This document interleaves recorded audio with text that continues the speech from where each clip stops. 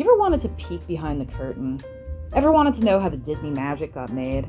Well, in 1940, the studio made a movie all about that, called The Reluctant Dragon. It's a fictionalized tour of their studio, letting you see behind the scenes with the main character who's trying to get his wife's picture book turned into their next cartoon. You might be thinking that this movie is going to be pretty boring, but not really. If you've ever been curious about how Golden Age films were made, this is the one for you. The whole movie is you following this average Joe guy around the studio checking out different parts of production. It's kind of neat seeing how they made movies in their early years, back before animation was such a huge industry and when film as a medium was still sort of fresh. Everything was done by hand, and it's got this real scrappy feel to it. Like, yeah, we mix dangerous chemicals by hand to make paint. We make sound effects with random junk. I got a grease pencil in one hand and a cigarette in the other.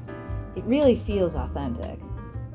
The movie's sort of like a documentary, but made by the subject and without that usual strict formality. It's got a main character, a plot, and animated segments, which mostly just serve as diversions. Some of them are neat, some of them are really educational, but for the most part, they're just filler.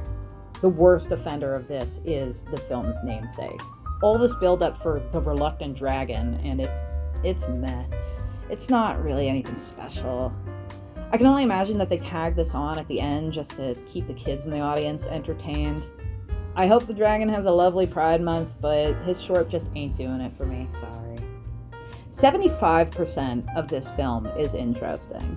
It was Disney's first live-action production, and it even goes full color, just like Wizard of Oz, which was still new at the time because not everyone could even display Technicolor. There's even some secret spoilers for upcoming productions if you pay attention. But there's also a lot of really not cool jokes here and there. The kind that they probably thought were really funny at the time, but definitely aren't anymore.